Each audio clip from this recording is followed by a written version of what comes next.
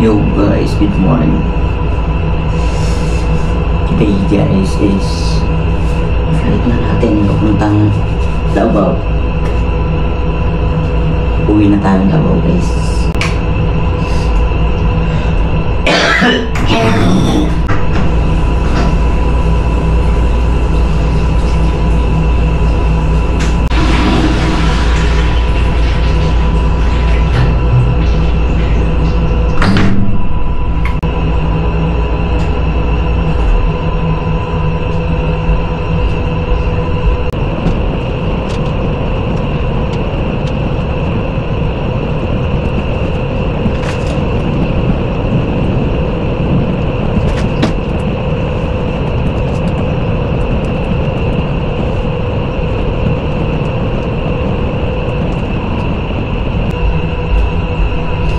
Welcome natin yung sunset guys.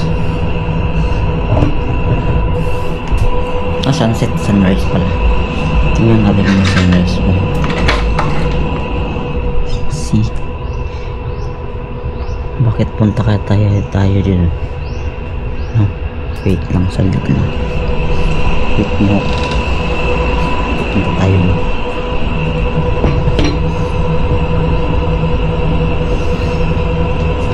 Pwede mo palingin ng kape.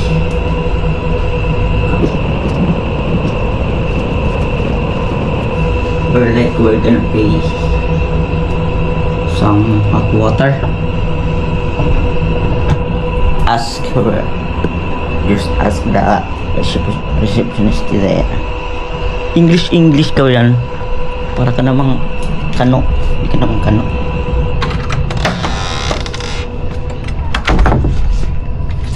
I guess they have sunrise. Tingnan natin kumaya.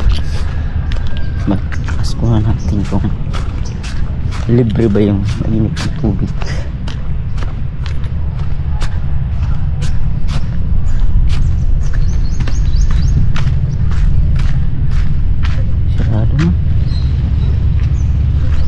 Sarado. There's sarado.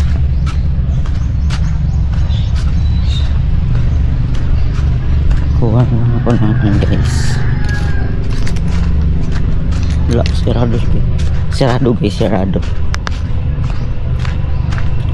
Kuha lang tayo ng phone natin.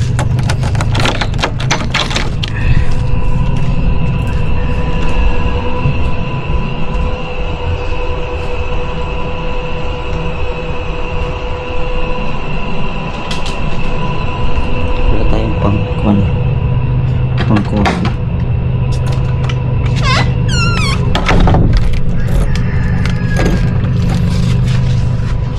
Set ko na lang ito nang hindi madilim. Okay.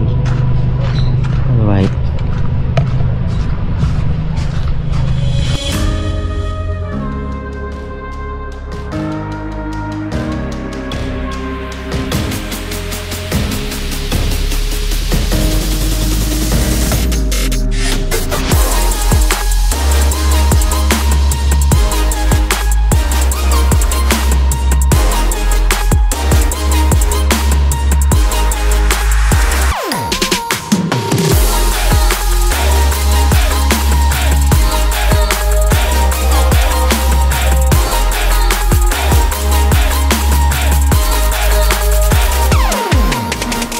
Hello, mic test. Dito na time guys, kailangan ko na mag-voice over kasi baka maka-copyright tayo sa mga music na pinaggagawa ko dyan.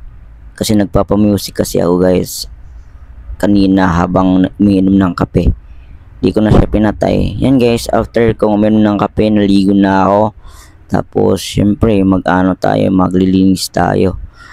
Tinutupi ko yung mga damit ko na mga marurumi na. Yan guys. Tapos inilalagay ko na sila sa bag. Tapos after kung maglagay sa bag, uminom na tayo ng tubig kasi inuuhaw talaga ako. Syempre guys, uuhawin ka talaga pag kahit naka-aircon ka, mauhaw talaga. Yan, nagpapapogi pa ako dyan guys. Syempre uuwi na tayo. Tapos may trend akong TikTok na ginawa dyan na side guys. Pero after nun, magbibihis muna tayo syempre. ano yung susuotin ko dyan guys, kasi parang corduroy lang yun eh. Kinuha ko na, magbibihis na ako kasi sabi ko sa receptionist na magpapasundo ko around 9. So nasa mga 8:30 natin, 8:33, basta 8 na yan kasi 9, 11:45 yung ano ko, flight ko papuntang Davao pa uwi. Yan guys, nakabihis na ako dyan. Siyempre magpapapugi pa rin tayo kahit pauwi na tayo, di ba? Baka kasi pagsabihin tayo na napakahagard mo naman, hindi ganun talaga. Basta yan, inaano ko lang yung camera, tinitingnan ko if nagpi-play pa ba, kasi baka malubat yung camera. Yun yung gagawin ko na dyan, yung trend guys. Basta hindi ko paparinig sa inyo yung mga kanta kasi baka maka-copyright talaga tayo, baka mamute yung video ko. Yun lang guys. Tapos shoutout sa ginamit kong background music dito, shoutout sa inyo. Di ko maano yung mga code or ano ba, basta shoutout na lang. Yan, ginawa ko yung trend dyan guys. Magbo-voice over ako simula dito. Dito lang na side guys, pero after dito di ko na i-voice over kasi paparinig ko sa inyo kung ano mga sinasabi ko talaga, diba? Yan, tapos ko nang gawin yung trend. So ano pang susunod gagawin? Syempre mag-ano na tayo, i-organize na natin lahat ng mga gamit natin. Yan guys, pinatay ko na yung kanta dyan guys kasi paalis na ako. Yun lang, basta panoorin nyo lang yung video guys. Yun lang.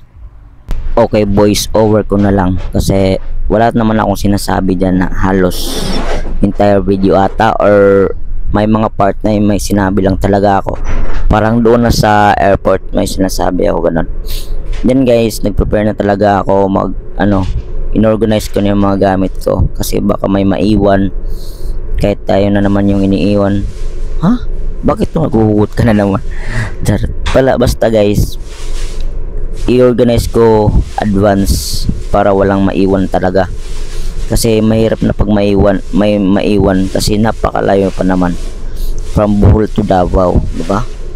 Isang sakayang eroplano yun, magkano ang ticket? Tapos yan yung babalikan ko.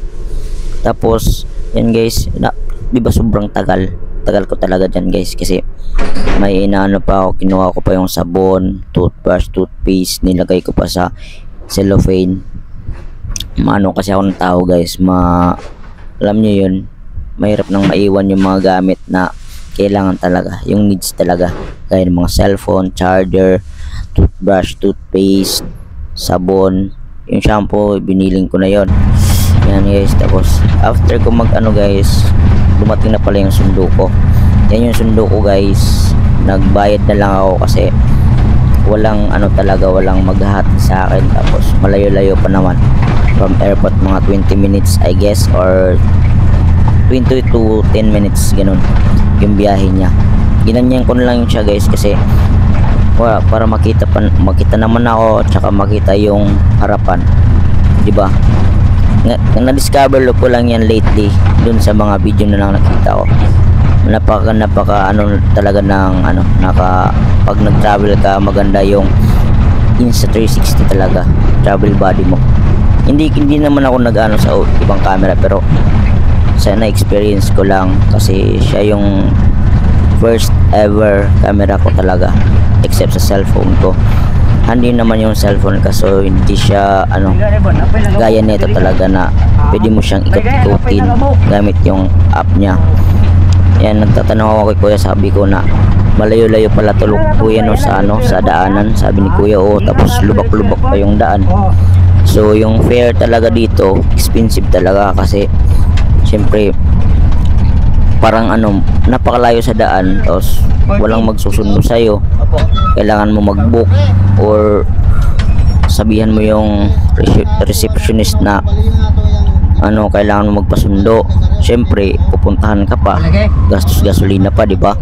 Tapos maghihintay pa sa'yo or whatsoever. Basta yung fare ko dyan na binigay guys is 300 pesos. So di naman okay lang naman kasi binigyan na naman ako ng allowance, so okay lang, goods na yun.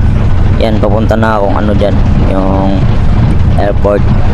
Basta nag-uusap lang kami ni kuya dyan or may tinatanong lang ako. Basta yun, sabayan lang ako sa mga ano, sa daan, ganun. Yan, tatawa-tawa lang ako dyan, no. Tingnan nyo, ngiti ko sa, kasi pauwi na ako eh. So, alam nyo guys, simula nang dumati ako sa Bukol, wala akong masyadong tulog. Ewan, basta yung katawan ko kasi gusto nang sa bahay talaga, ganun. Di ako nakakatulog pag hindi ako komportable. Ewan, nandyan na yun sa katawan ko eh, diba? Yun guys, ano yun, tinatawag pala nito nila guys dito, strike cab, pero tawag dito sa Davao yan bao-bao or whatsoever. Basta may masakyan na ako. Sabi ko nga doon sa receptionist, kahit habal-habal or magkano yung habal-habal, yan, binilisan ko na yan dyan guys, kasi malapit na ako sa airport ata dyan. Nasa traffic light kami or yan, dumating na ako sa airport. Di ko na videohan kung paano ako kumain muna ako. Napaka talaga ng dito sa airport, diba guys? Pero di man naman natin sila masisisi kasi nag-argue sila ng place. So hindi natin sila masisisi. Then guys, to make long story short, nakasakay na ako. Naka-depart na kami from Bohol to Davao. Yan, nasa parang malapit na kami dumating dyan sa Davao. Diyan na ako nag-video kasi natulog ako saglitan lang. May sinasabi ako dyan pero hayaan nyo yung sinasabi ko dyan. Paano na kami dyan guys? Pababa na kami. Binidyohan ko lang yung ulap or yung wind turbine guys. Yun, binidyohan ko, parang problema yun si boy. Tapos dyan guys, binidyohan ko, sabi ko parang di naman sa kino-compare ko pero sa na-experience ko lang. Sabi ko dyan na maliit yung airplane ng Philippine Airlines tapos malaki yung sa Cebu Pacific. Legit naman talaga kasi may nagsabi nga maglalakad pala. Akala ko may sasakyan daw.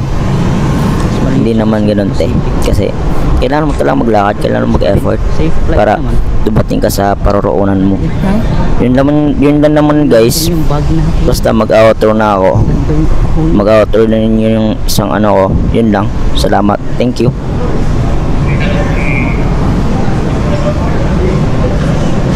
Yun lang guys.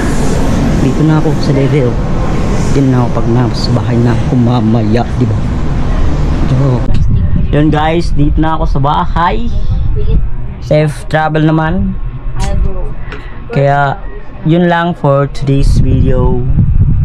Kaya don't forget to subscribe, like, share this video, and turn on the notification bell para updated ka sa next video ko. See you in my next vlog. Bye.